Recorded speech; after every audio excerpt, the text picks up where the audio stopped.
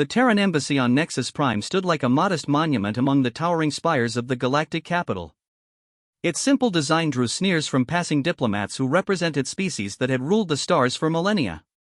Ambassador Sarah Chen had grown accustomed to those looks over her 3 years stationed here. What she hadn't grown used to was the systematic humiliation her species endured daily. The emergency session of the Galactic Council had been called with typical arrogance. No advance notice to the human delegation. No courtesy briefing. Sarah learned about it the same way the janitors did, from the public announcement screens that flickered to life across the station. She straightened her shoulders and made her way through corridors filled with beings who towered over her, their conversations peppered with dismissive clicks and hisses whenever they noticed her approach. The council chamber buzzed with anticipation. Representatives from 47 species filled the curved amphitheater, their varied forms creating a rainbow of colors and textures. At the center sat the hegemony's inner circle, the Vorthak with their crystalline exoskeletons, the gaseous ethereals floating in their containment suits, and the reptilian drachmae whose scales shifted color with their moods. Currently, those scales displayed the deep purple of satisfaction. High Counselor Vexthal of the Vorthak called the session to order with a resonant chime from his crystalline body. His translated words echoed through the chamber with mechanical precision. Fellow beings of the hegemony, we gather today to address a persistent irritation that has plagued our civilized galaxy for too long. Sarah felt her stomach clench. She knew what was coming. The species known as humans, Vexthal continued, has repeatedly violated the terms of their probationary membership. Despite clear instructions to limit their expansion, they continue to establish unauthorized colonies. Despite warnings about their primitive military technology, they refuse to decommission their weapons. Most egregiously, they have shown repeated disrespect for the natural order that places elder species in positions of guidance over younger ones. Murmurs of agreement rippled through the assembly. Sarah noticed how many representatives were already nodding before hearing the specific charges. This was a foregone conclusion, not a trial. Ambassador THYSS of the Drachmae rose from her position, scales now shifting to the orange of righteous anger.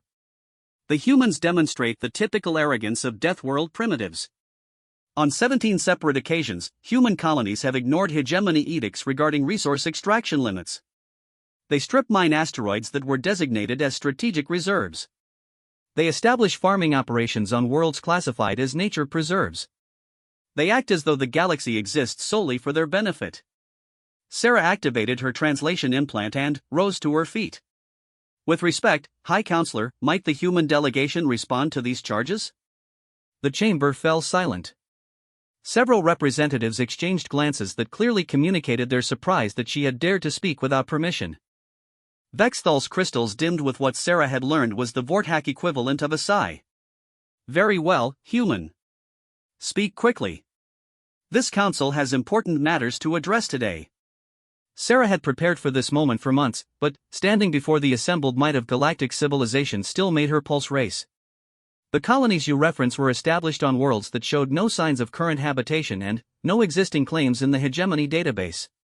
Our resource extraction follows all published guidelines. Our military technology is defensive in nature and poses no threat to any hegemony member.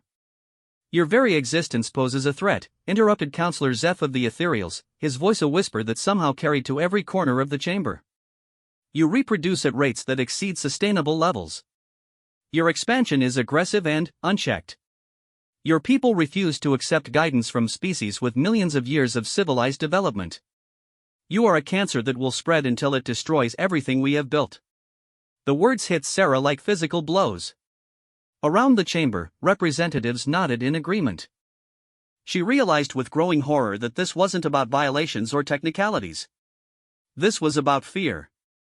The established powers of the galaxy were afraid of what humanity might become. Furthermore, added THYSS, her scales now a deep red that Sarah didn't recognize, human military vessels have been detected in systems far beyond their approved territory. Long-range scouts report that these ships appear to be mapping hyperspace routes throughout the outer spiral arms. This suggests preparation for massive expansion operations that would violate every treaty humanity has signed. Sarah felt her carefully prepared defense crumble. The exploration missions were real, but they were scientific endeavors, not military preparations. How could she explain that humans explored simply because they were curious? How could she make these ancient civilizations understand that discovery was as natural to her species as breathing? High Counselor Vexthal raised one crystalline appendage for silence. The evidence is clear. Humanity represents a clear and present danger to galactic stability. Therefore, this council will vote on Resolution 94847X, the immediate containment of human space to their current systems, the dismantling of their military forces, and the placement of all human worlds under direct hegemony supervision. The words echoed through the chamber like a death sentence. Sarah felt her legs weaken as the implications hit her. Containment meant isolation. Dismantling their military meant helplessness. Supervision meant occupation. Everything humanity had worked for during their brief time among the stars would be stripped away. "You cannot be serious," she managed to say, her voice barely above a whisper. "We are quite serious," Vexthal replied. "The vote will commence immediately. All in favor of Resolution 94847X? Lights began appearing throughout the chamber as representatives registered their votes. Sarah watched in mounting horror as green lights, votes in favor, appeared at station after station. The few yellow lights indicating abstention seemed like tiny stars in a sea of hostile green. Not a single red light appeared to vote against the resolution. "The measure passes unanimously," Vexthal announced. "Hegemony enforcement fleets will be dispatched immediately to implement these measures. Human military forces have 24 standard hours to surrender unconditionally. Any resistance will be met with overwhelming force." Sarah's legs finally gave out, and she sank into her seat. Around her, the other members of the human delegation sat in stunned silence. 3 years of careful diplomacy, decades of trying to find their place in galactic civilization, centuries of dreaming about the stars, all of it destroyed in a matter of minutes. As the session adjourned, representatives filed past the human delegation without acknowledgement. To them, humanity had already ceased to matter. They were discussing lunch plans and trade agreements as though they hadn't just voted to destroy an entire civilization. Ambassador THYSS paused beside Sarah's chair. Her scales had shifted to what Sarah now recognized as the color of contempt. "You should have stayed on your little world, human. The galaxy was peaceful before your kind arrived with your noise and your chaos and your endless questions. Soon it will be peaceful again." Sarah looked up at the reptilian diplomat with tears streaming down her face. "We just wanted to belong somewhere." Belonging is earned over millions of years, not claimed after a few centuries of crude spaceflight. Your species lacks the wisdom to join civilized society. Perhaps under our guidance, future generations of humans might develop the proper respect for their betters. After THYSS glided away, Sarah sat alone in the emptying chamber. Her communication device was already flashing with urgent messages from Earth, from the colonies, from human ships scattered across dozens of systems. Word would spread quickly. Panic would follow. Then would come the desperate preparations for a war that couldn't be won. She thought about her daughter back on Earth, just starting her first year at the academy. She thought about the mining families on Kepler 442b who had spent their life savings to build something new under alien stars. She thought about the research stations pushing the boundaries of human knowledge, the merchant vessels carrying hope and dreams between the scattered islands of human civilization. All of it would be swept away by beings who saw humanity as nothing more than an infestation to be controlled. Sarah activated her emergency communication link to the Terran government. The holographic image of President Martinez appeared, his face already grim with the knowledge of what had transpired. "How bad is it, Sarah?" "As bad as it can be, sir. They're coming for all of us. 24 hours to surrender unconditionally." Martinez was quiet for a long moment. When he spoke again, his voice carried an edge that Sarah had never heard before. "Then, they've made their choice. And now we'll make ours." The connection ended, leaving Sarah alone with the weight of what was coming. She had devoted her career to preventing exactly this scenario, and she had failed completely. But, as she sat in the empty council chamber, surrounded by the monuments to civilizations that counted their ages in millions of years, a strange thought occurred to her. They had just made the biggest mistake in galactic history. Humanity had tried to join the galactic community peacefully. They had followed the rules, accepted the restrictions, endured the condescension and contempt. They had hoped that patience and good faith would eventually earn them acceptance. That hope was dead now. But something else was being born in its place, something that these ancient civilizations had never bothered to understand about the species from the small blue world. Humans had not become the dominant species on a death world by accepting defeat gracefully. As Sarah finally stood to leave the chamber, she realized that the hegemony had just taught humanity a very dangerous lesson, that mercy was seen as weakness, that restraint was taken for submission, that trying to be civilized only worked when everyone else was willing to be civilized too. The galaxy was about to learn that humans had another side. And it was going to be terrifying. Sarah walked through the corridors of Nexus Prime for the last time, past the sneering faces and dismissive glances, past the monuments to ancient glory and the casual cruelty of beings who had forgotten what it meant to fight for survival. Behind her, the council chamber stood empty except for the lingering echo of 47 species sealing their own fate. The score had been tallied. Now it was time to settle it. The first hegemony enforcement fleet arrived at the Sol system 18 hours after the council vote, confident in their overwhelming technological superiority.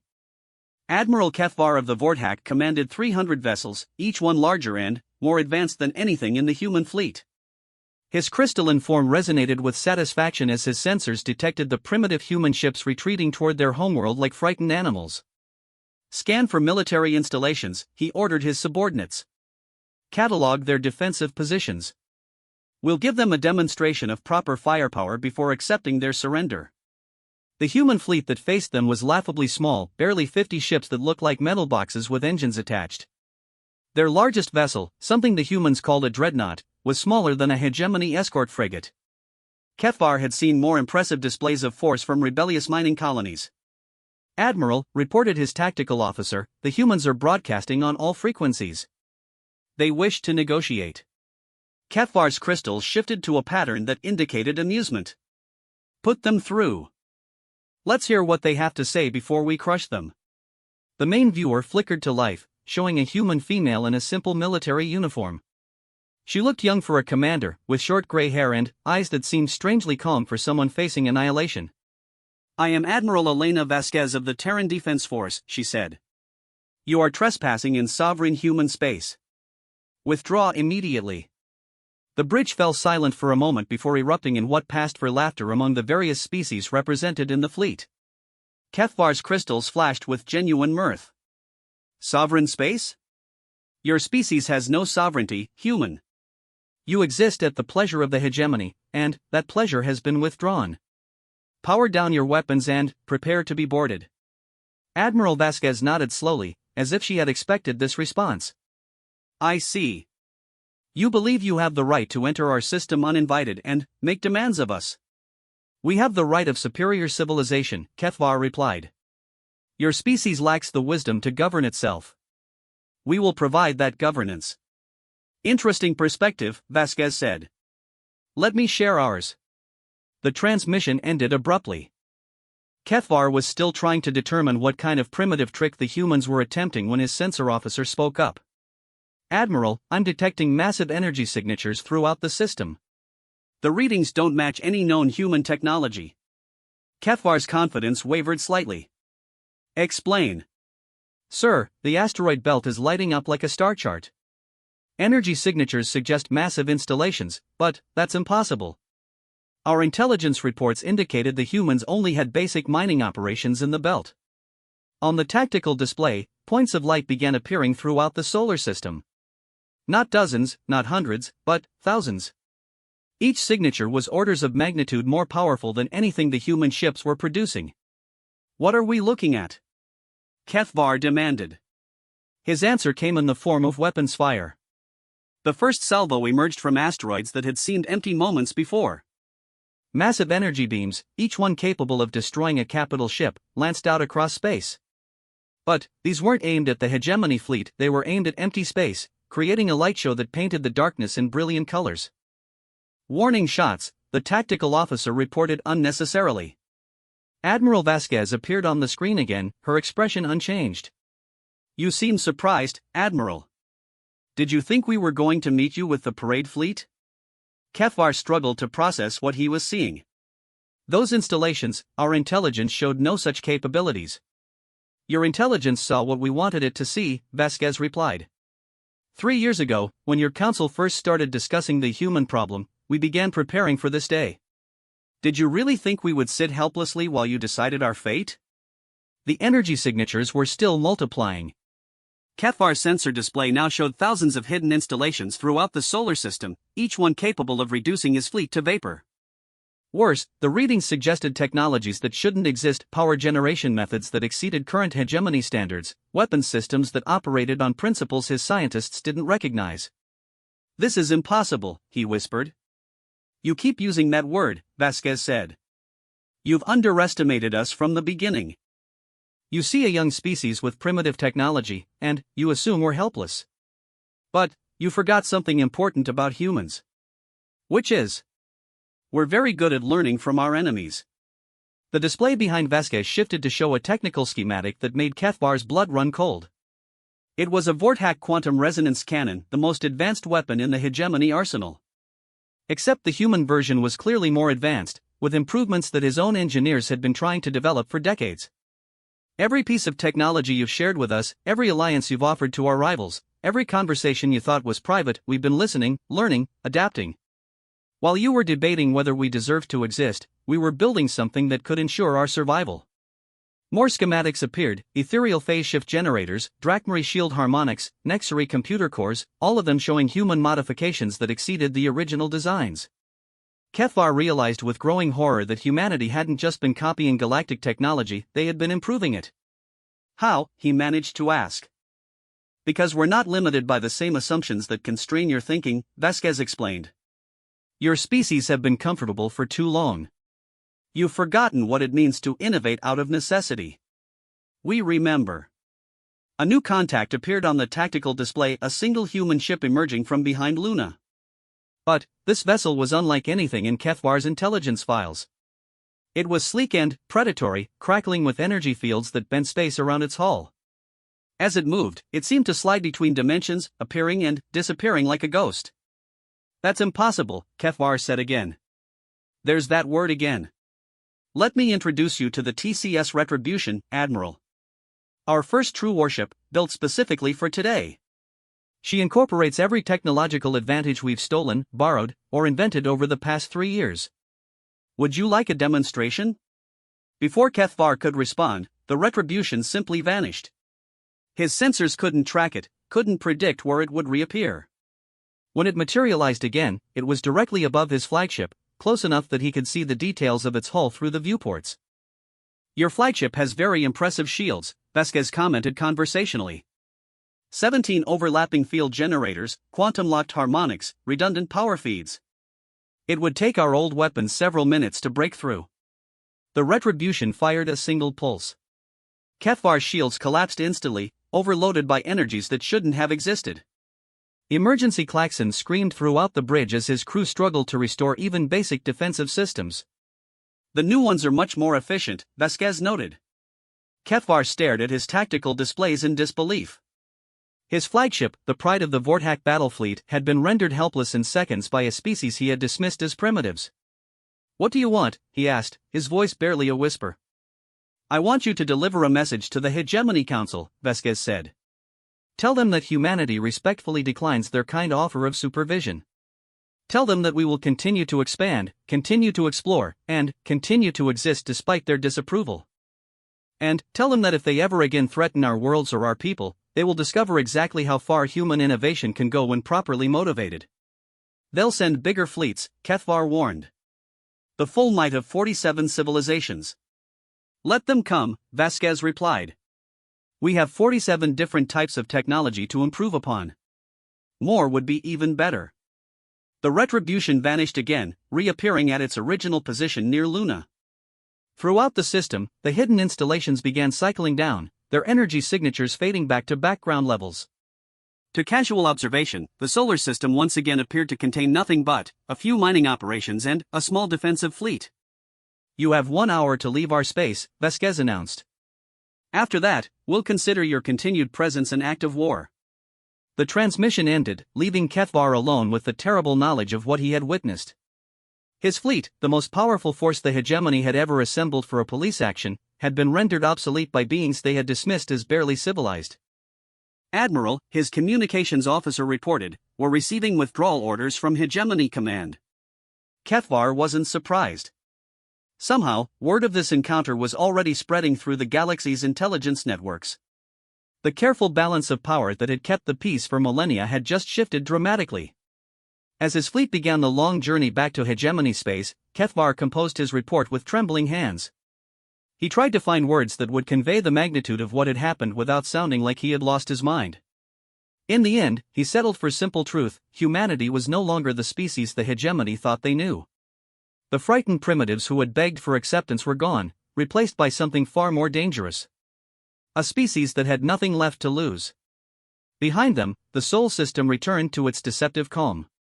The human fleet resumed its patrol patterns, the hidden installations faded back into the asteroid belt's camouflage, and the TCS Retribution disappeared into whatever dimensional fold it called home. But, across the galaxy, sensors that had been quietly monitoring human space began reporting disturbing anomalies. Ships that appeared and vanished without explanation. Energy signatures that defied classification. And, worst of all, the growing realization that humanity's apparent weakness had been the greatest deception in galactic history. The score was being settled, one revelation at a time. And, the galaxy was beginning to understand that they had awakened something they were not prepared to face. High Counselor Vexthal's crystalline form flickered with patterns of deep anxiety as he reviewed Admiral Kethvar's report for the 7th time. The words remained the same, but their implications grew more terrifying with each reading. Around the Emergency Council chamber, representatives from 47 species sat in stunned silence, their confidence shattered by a single encounter with the supposedly primitive humans. "This must be some form of deception," declared Ambassador THYSS, her scales cycling through colors that indicated both fear and denial. "No species achieves such technological advancement in mere years. It violates every principle of civilizational development." Counselor Zeph of the Ethereals floated closer to the central display, where holographic recordings from Kethvar's fleet played in an endless loop. The massive energy signatures, the impossible ship that bent space around itself, the casual dismissal of hegemony firepower, all of it documented with sensor precision that couldn't be faked. "The evidence suggests otherwise," Zeph whispered, his gaseous form rippling with agitation. "These readings indicate technologies that exceed our current capabilities. The humans have somehow achieved in decades what took us millennia to develop." Director Quarthek of the Nexari Intelligence Division activated his translation implant with obvious reluctance. His insectoid features remained impassive, but his mandibles clicked in patterns that his species used to express extreme concern. "Our analysis of the human ship's capabilities suggests they have successfully integrated quantum phase manipulation with dimensional folding technology," he reported. "This combination was deemed theoretically impossible by our best scientists. The energy requirements alone should have destroyed any vessel attempting such operations." Vexthal's crystals dimmed with what his species used to express deep thought. "How long have we been deceived? How extensive is their true military capability?" "Unknown," Quarthek admitted. "Our intelligence networks have been systematically compromised. Analysis of communication intercepts from the past 3 years reveals that virtually every piece of information we believed about human capabilities was carefully crafted misinformation. They have been feeding us exactly what they wanted us to see." The revelation hung in the air like a toxic cloud. For 3 years, the hegemony's greatest minds had been manipulated by a species they considered barely above savages. Every strategic decision, every diplomatic maneuver, every plan for containing human expansion had been based on lies. "What about their colonies?" asked Representative Vorth of the Kalari. "Surely their expansion efforts remain within our ability to monitor?" Quarthek's mandibles clicked faster, indicating increasing distress. "Our long-range sensors have detected anomalous readings from 17 human colony systems.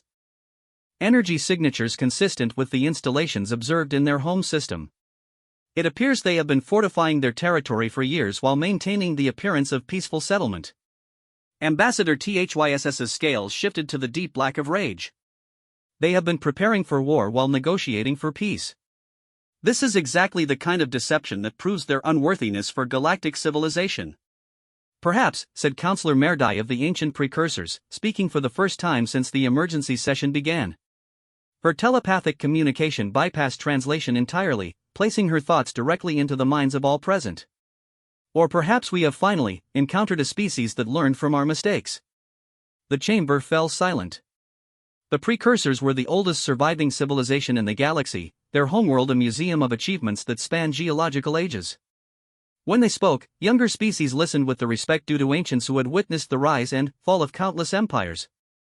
"Explain," Vexthal requested. Merdai's mental voice carried the weight of eons. "We have grown comfortable in our superiority. We divide the galaxy among ourselves and dismiss newcomers as irrelevant. We have forgotten that every dominant species was once considered primitive by those who came before them.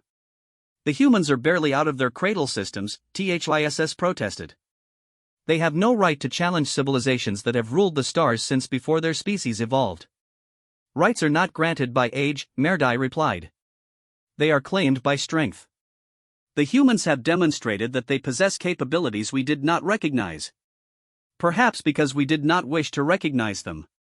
Director Quarthek activated another holographic display, this one showing a complex timeline of galactic events over the past 3 years. Red markers indicated moments when human activities had been observed, while blue markers showed significant technological developments throughout hegemony space. "Analysis suggests that human intelligence operations have been far more extensive than we realized," he reported. "Nearly every major research facility in hegemony space has reported minor security incidents during this period. Equipment malfunctions, computer glitches, temporary personnel transfers. All easily explained individually, but forming a pattern when examined collectively." Vexthal studied the display with growing horror. "They've been stealing our research." "More than that," Quarthek confirmed. "They appear to have been conducting systematic intelligence gathering across our entire civilization. Personnel records, military specifications, industrial capabilities, political structures, they have been mapping every aspect of our society while we dismissed them as irrelevant primitives." The implications crashed over the assembled representatives like a wave. Humanity hadn't just been preparing for war, they had been studying their enemies with the patience and precision of natural predators. While the hegemony debated whether humans deserved to exist, humanity had been learning everything they needed to know to ensure their survival. "How many human agents do we estimate have infiltrated our territories?" asked Counselor Zeph. Quarthek's mandibles stopped clicking entirely, a sign of extreme distress among his species. "Unknown. Our security protocols were designed to detect threats from known species using familiar technologies. Human operatives using their own techniques would be virtually undetectable by our current methods." The revelation that their supposedly secure civilization had been thoroughly compromised by beings they considered primitive sent ripples of fear through the chamber. Representatives began checking their personal security devices, suddenly, paranoid that human agents might be listening to this very conversation. "We need to respond decisively," THYSS declared, her scales now showing the bright orange of aggressive determination. "Assemble the Grand Fleet. Every available vessel from every member species. Crush them before they can develop their capabilities further." "With what intelligence?" Merdai asked pointedly. "We no longer know the true extent of human military strength. Our strategic planning has been based on fabricated information. Any attack we launch would be going in blind against an enemy who knows our capabilities better than we know theirs." Vexthal's crystalline form resonated with frequencies that indicated deep calculation. "Perhaps a different approach is warranted. The humans have demonstrated that they prefer deception to direct confrontation. We should adapt our methods accordingly." "What are you suggesting?" Zeph inquired. "Economic warfare. Cut off their access to galactic trade routes. Impose sanctions that prevent them from acquiring the exotic materials needed for their advanced technologies. Force them to reveal their true capabilities by creating shortages they cannot overcome with stockpiled resources." Director Quarthek activated his translation implant again. "Analysis suggests this strategy has a low probability of success. Human colonies appear to be largely self-sufficient, and their technological development indicates they may have found alternatives to traditional exotic materials. Additionally, economic pressure assumes they still wish to participate in galactic commerce on our terms." "Then, what do you recommend?" THYSS demanded. Quarthek's compound eyes focused on the tactical displays showing human space. "Reconnaissance. Careful observation using our most advanced stealth technologies. We need to understand what we're actually dealing with before we can determine an appropriate response." "You want us to spy on the species that has been spying on us for years?" Vexthal asked. I want us to stop making assumptions based on wishful thinking and start making decisions based on actual intelligence, Quaked replied. The alternative is to continue operating blind while they potentially develop capabilities that could threaten the entire hegemony. Merdai's mental voice interrupted their debate with the calm certainty of vast experience. Perhaps we should consider a third option. All attention focused on the ancient precursor. Her mental emanations carried undertones that suggested possibilities the younger species had not considered. Accommodation, she explained. The humans have demonstrated that they will not submit to our authority willingly. They have also demonstrated capabilities that make forcing submission extremely costly. Perhaps it is time to reconsider whether submission is truly necessary. The suggestion struck the chamber like a thunderbolt. For millennia, the hegemony had operated on the principle that older, more advanced species naturally guided younger ones. The idea of accepting an upstart species as equals challenged fundamental assumptions about the natural order of galactic civilization. Unacceptable, THYSS declared immediately. If we accommodate human defiance, every primitive species in the galaxy will begin demanding equal treatment. The entire foundation of our civilization will crumble. The alternative, Merdai replied calmly, may be far more destructive. Consider the implications of what we have learned today. A species we dismissed as primitive has developed technologies that exceed our own, infiltrated our most secure facilities, and prepared defenses that neutralized our most powerful fleet without apparent effort. If this is what they accomplished while constrained by their desire for peaceful integration, imagine what they might achieve when motivated by survival and revenge. The chamber fell into troubled silence as the representatives contemplated this possibility.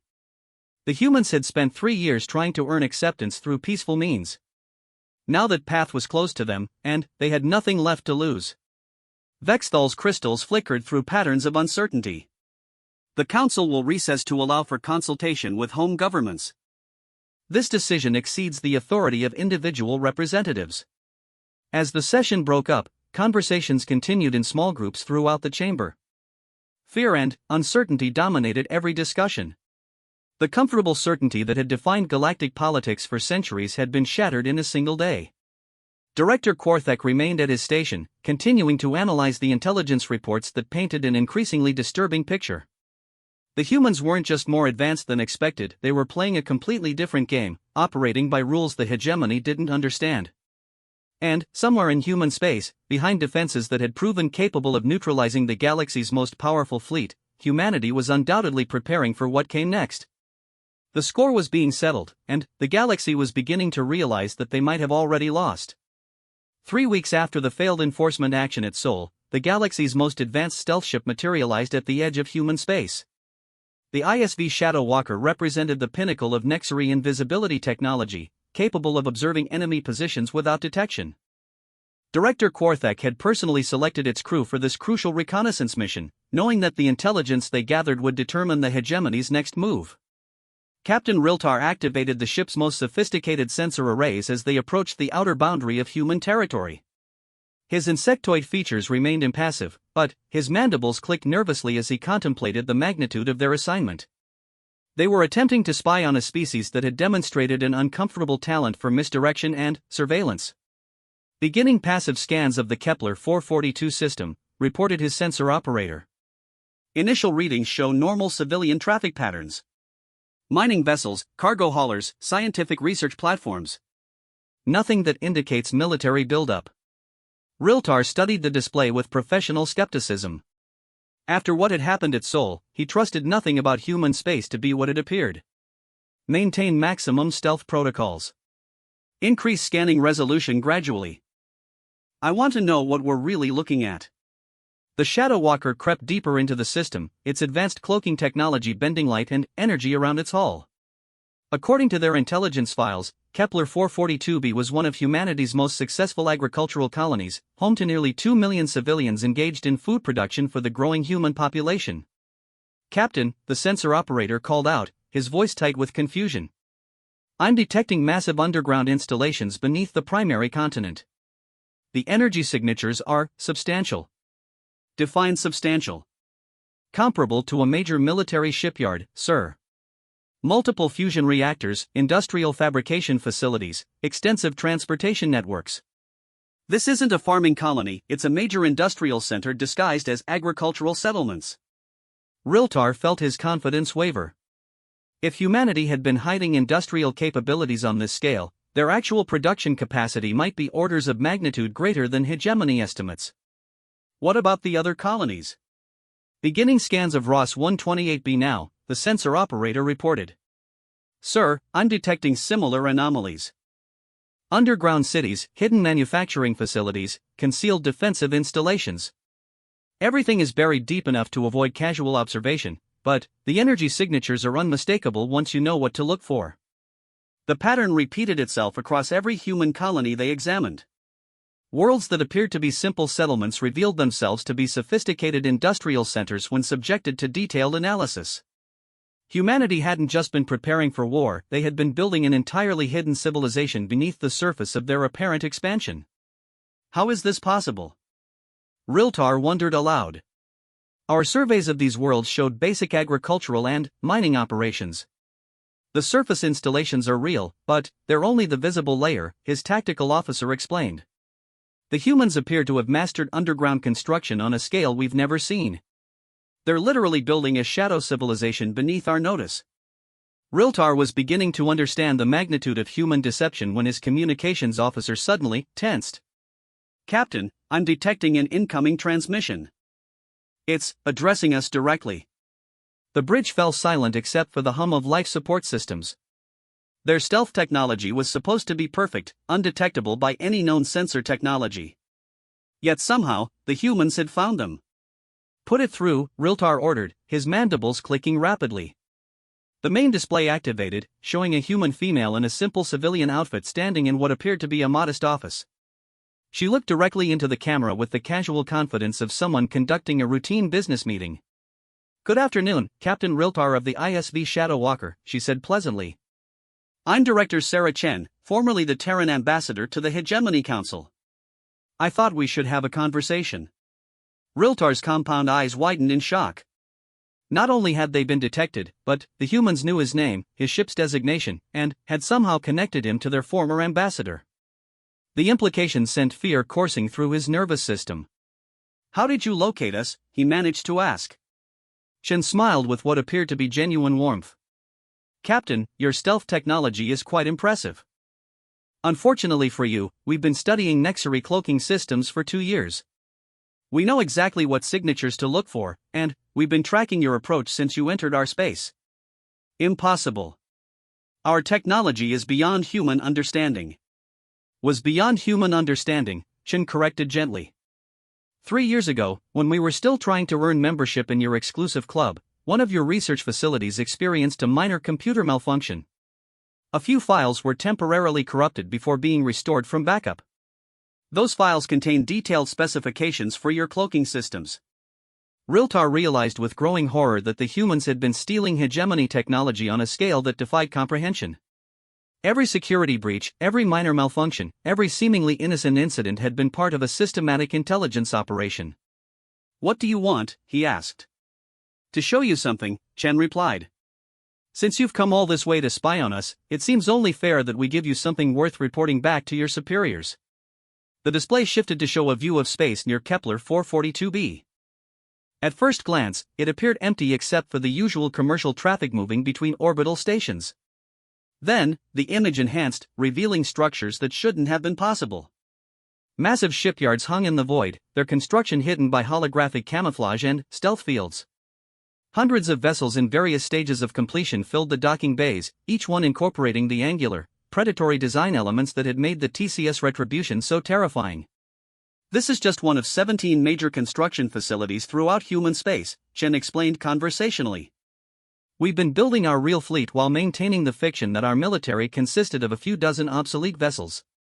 More images followed, underground cities that could house millions, manufacturing centers that dwarfed anything in hegemony space, research facilities developing technologies that operated on principles Riltar didn't recognize. The scope of human industrial capability was staggering. "Why are you showing me this?" Riltar asked, though he suspected he knew the answer. "Because the Hegemony Council is currently debating whether to accommodate us or destroy us," Chen replied. "I want to make sure they have accurate information when they make that decision." The display showed a tactical overview of human space, with defensive installations marked in red. The density of fortifications was overwhelming. Every system bristled with weapons platforms, sensor networks, and military bases. But what made Riltar's blood run cold was the realization that this was only what the humans were choosing to reveal. "You're threatening the entire hegemony," he whispered. "No, Captain. We're ensuring our survival. For 3 years, we tried to join your galactic community peacefully. We followed your rules, accepted your restrictions, and endured your contempt. All we wanted was to belong somewhere among the stars." Chen's expression hardened slightly, and, for the first time, Riltar glimpsed the steel beneath her diplomatic facade. "You rejected that offer. You voted unanimously to destroy everything we had built, to reduce us to a subject species under your supervision. You made it clear that the only way humanity could exist in your galaxy was as slaves." "The hegemony maintains order," Riltar protested. "Younger species must be guided by their elders." "Guided, perhaps. Enslaved, never." Chen's voice carried an edge that sent chills through Riltar's nervous system. "You've mistaken our desire for peace as a sign of weakness. That was your first error. Your second was assuming that we would submit quietly to your judgment." The tactical display zoomed out to show the entire galaxy, with human space marked in blue and hegemony territory in various other colors. Red lines began appearing, showing potential attack routes from human space into the heart of galactic civilization. "We know the location of every major hegemony installation," Chen continued. "Every shipyard, every research facility, every government center. We know your defensive capabilities, your response protocols, your strategic reserves. We've been preparing for this conversation for 3 years." Riltar stared at the display in growing horror. The red line showed that humanity could strike at dozens of critical targets simultaneously, crippling the hegemony's ability to coordinate a response. Worse, the attack routes suggested technologies that could bypass conventional defenses entirely. "What do you want?" he asked again. "Recognition," Chen replied simply. "Acknowledgement that humanity has earned its place among the galactic community through our achievements rather than your permission. We want the same rights and privileges enjoyed by every other spacefaring species." "And if the hegemony refuses?" Chen was quiet for a long moment, and, when she spoke again, her voice carried the weight of absolute certainty. "Then, we will take our place anyway. The age of hegemony dominance is ending, Captain. The only question is whether the transition happens peacefully or through conflict." The transmission ended, leaving Riltar and his crew alone with the terrible knowledge of what they had witnessed. The humans hadn't just been preparing for war, they had been preparing for conquest. Their capabilities exceeded anything in the hegemony arsenal, and they had demonstrated a willingness to use those capabilities without hesitation. "Set course for hegemony space," Riltar ordered. "Maximum speed." As the Shadow Walker began its journey home, carrying intelligence that would reshape galactic politics forever, Riltar composed his report with shaking hands. How could he convey the magnitude of what they had discovered? How could he explain that humanity had been playing a game the hegemony didn't even realize had begun? Behind them, human space continued its deceptive calm. The shipyards returned to their camouflage status, the defense networks faded back into apparent inactivity, and the underground cities resumed their hidden operations. To casual observation, nothing had changed. But, throughout the galaxy, other intelligence services were beginning to report similar encounters. Human agents were revealing themselves just long enough to deliver messages, show capabilities, and demonstrate that the galaxy's power structure had fundamentally shifted. The hegemony had spent millennia believing that dominance was their natural right, earned through age and technological superiority. Now they were learning that power belonged to those willing to do whatever was necessary to claim it. And humanity had proven that they were very willing indeed. The score was almost settled. Only one move remained in the game. And it would determine whether the galaxy's future belonged to the comfortable tyranny of ancient civilizations or the dangerous freedom of those who refused to accept their assigned place in the cosmic order. The emergency session of the Galactic Council convened exactly 30 days after humanity's first display of their true capabilities. Representatives from 47 species filled the chamber, but the atmosphere was markedly different from their previous gathering. Where once there had been comfortable arrogance, now there was barely concealed fear. The intelligence reports from Captain Riltar and dozens of other reconnaissance missions had painted a picture that challenged everything the hegemony thought they knew about the balance of power in the galaxy. High Counselor Vexthal's crystalline form flickered with patterns of deep uncertainty as he called the session to order. Around the chamber, holographic displays showed tactical assessments, economic projections, and strategic analyses that all pointed to the same inescapable conclusion: humanity had become a power that could no longer be ignored or dismissed. Fellow counselors, Vexthal began, his translated words carrying undertones of reluctant acceptance, we gather today to address a fundamentally changed galactic situation. The intelligence gathered over the past month has forced us to reassess our understanding of human capabilities and intentions. Ambassador THYSS of the Drachmarie shifted uncomfortably in her position, her scales displaying the mottled gray of confusion and fear. The reports cannot be accurate. No species achieves such advancement in mere decades. It violates every principle of technological development we understand. Director Quarthek of the Nexery activated his translation implant with visible reluctance. All data has been verified through multiple independent sources. The humans have not only achieved technological parity with the hegemony, in many areas, they have exceeded our capabilities. Their industrial capacity, military potential, and intelligence networks represent a strategic threat that cannot be contained through conventional means. Counselor Zeph of the Ethereals floated closer to the central display, his gaseous form rippling with agitation. Perhaps more disturbing than their technological achievements is their demonstrated ability to deceive us for years while maintaining the appearance of peaceful cooperation. Our entire intelligence apparatus was compromised without our knowledge. The admission hung in the air like a confession of institutional failure. The hegemony's confidence had been built on their assumed superiority and complete knowledge of galactic affairs. Learning that they had been systematically deceived by a species they considered primitive had shattered that confidence entirely. "What are our options?" asked Representative Vorth of the Kalari. Quarthek's mandibles clicked in patterns that indicated extreme distress. Analysis suggests 3 possible courses of action. First, immediate military action using the combined might of all hegemony fleets. Second, economic warfare designed to isolate humanity from galactic commerce. Third, diplomatic accommodation that recognizes human sovereignty and capabilities. Military action is suicide, Merdai of the ancient precursors interrupted, her telepathic communication bypassing translation entirely. The humans have demonstrated defensive capabilities that neutralized our most powerful fleet without apparent effort. Any attack we launch would result in casualties we cannot afford, while potentially triggering retaliation that could cripple multiple member species. THYSS's scales shifted to the bright orange of desperate aggression. Then, we show weakness. If we accommodate human defiance, every primitive species in the galaxy will demand equal treatment. The foundation of our civilization will crumble. The foundation of our civilization has already crumbled, Merdai replied with the calm certainty of vast experience. We simply haven't acknowledged it yet. The age of dominance through technological superiority is ending. The humans have proven that dedication and ingenuity can overcome the advantages of mere age. Vexthal's crystals resonated with frequencies that indicated deep calculation. What about economic pressure?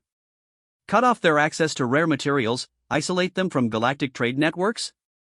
Director Quarthek activated another holographic display showing detailed analysis of human economic capabilities. Intelligence suggests that humanity has achieved near-complete self-sufficiency through advanced manufacturing techniques and resource recycling. Additionally, our economic isolation would be incomplete. 17 species have already begun unofficial trade negotiations with human representatives. The revelation sent shock waves through the chamber. Not only were the hegemony's threats ineffective, but their own members were already abandoning the united front. Traitors, THYSS hissed, her scales now showing the deep red of rage. Pragmatists, Merdai corrected. They recognize that the galaxy's power structure has shifted and are positioning themselves accordingly. Species that adapt to new realities survive. Those that refuse to adapt become irrelevant. Counselor Zeph's gaseous form contracted with what appeared to be resignation. The humans have outmaneuvered us completely. While we debated their worthiness, they prepared for every possible response to their emergence as a galactic power. They are not seeking accommodation, they are demanding recognition of facts we can no longer deny. A new voice interrupted the debate, one that commanded immediate attention throughout the chamber. Admiral Elena Vasquez appeared on the main display, her simple military uniform a stark contrast to the elaborate regalia worn by most hegemony representatives. Honorable counselors, she began with formal politeness that somehow carried undertones of absolute authority. I hope you'll forgive this interruption. My government felt it was time for humanity to participate directly in discussions about our future. The chamber erupted in voices raised in protest and indignation. The idea that humans would dare to address the Galactic Council uninvited was unprecedented. Yet none of the representatives moved to cut off the transmission, perhaps recognizing that humanity was no longer a species whose communications could be dismissed. Vexthal managed to restore order through sheer force of will. Admiral Vasquez, humanity has not been granted permission to address this council. Permission, Vasquez replied calmly, is something we no longer require. We're addressing you as equals, not as petitioners seeking approval from our superiors. I trust that distinction is clear. The simple statement redefined the entire conversation. Humanity was no longer asking for acceptance, they were announcing their arrival as a galactic power and expecting the established civilizations to adjust accordingly. What do you want? THYSS demanded, her scales now cycling through colors that indicated barely controlled fury. Peace, Vasquez replied simply. Recognition of human sovereignty over our current territory. Cessation of efforts to contain or control our expansion. And formal acknowledgement that humanity has earned its place in galactic civilization through our achievements rather than your permission. And, if we refuse? Vexthal asked, though his tone suggested he already knew the answer. Vasquez's expression didn't change, but her words carried the weight of absolute certainty. Then, you will discover that humans are capable of far more than peaceful coexistence when our survival is threatened. We would prefer not to demonstrate those capabilities, but we will not hesitate to do so if necessary. Behind her, the display shifted to show real-time images of human space. Massive fleets moved between systems in formations that suggested coordinated military exercises.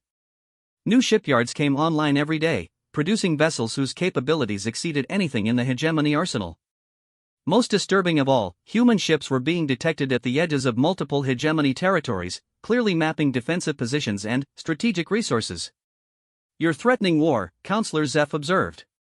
We're demonstrating readiness, Vasquez corrected. For 3 years, we tried to join your community through peaceful means. You rejected those efforts and attempted to reduce us to a subject species. Now you have 2 choices, accept us as equals or face us as enemies.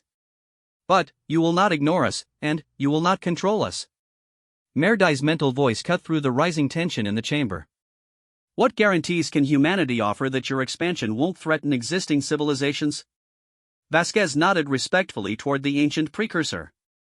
The same guarantees your species offered when they first claimed their territory, that our expansion will follow the same principles of territorial integrity that govern all spacefaring civilizations. We seek new worlds to settle, not to conquer existing ones. We want to trade, to learn, to contribute to galactic civilization. But we will do so as equals, not as subordinates. This is unprecedented, Vexthal protested. No species has ever demanded immediate recognition as a galactic power. No species has ever achieved what humanity has achieved in such a brief time, Vasquez replied. We are not bound by your precedents because we have created our own. Director Quarthek's mandibles stopped clicking entirely as he processed the implications of what was happening. You're restructuring galactic politics by unilateral declaration. We're acknowledging a restructuring that has already occurred, Vasquez corrected. The balance of power shifted the moment we demonstrated capabilities that exceed your ability to contain or control. We're simply making that shift official.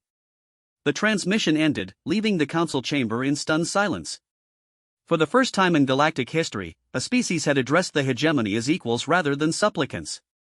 More disturbing still, they had the power to enforce that equality regardless of whether the established civilizations accepted it.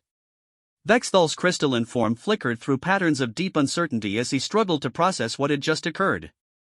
Around the chamber, representatives whispered among themselves, but their conversations carried the tone of species acknowledging defeat rather than planning resistance. The vote, Merdai said simply. What vote? THYSS demanded. The vote to formally recognize human sovereignty and admit them to full membership in the galactic community. The alternative is a war that we cannot win against an enemy that knows everything about our capabilities while revealing nothing about theirs. The proposal struck the chamber like a thunderbolt. After millennia of gradual expansion and careful evaluation of new species, they were being asked to grant immediate recognition to a civilization that had forced the issue through demonstration of superior power. All in favor of Resolution 95012Z, Vexthal announced reluctantly. Recognition of human sovereignty and admission to full galactic citizenship. Lights began appearing throughout the chamber, but this time they were not the unanimous green of easy consensus. Yellow lights of abstention mixed with green votes of reluctant acceptance.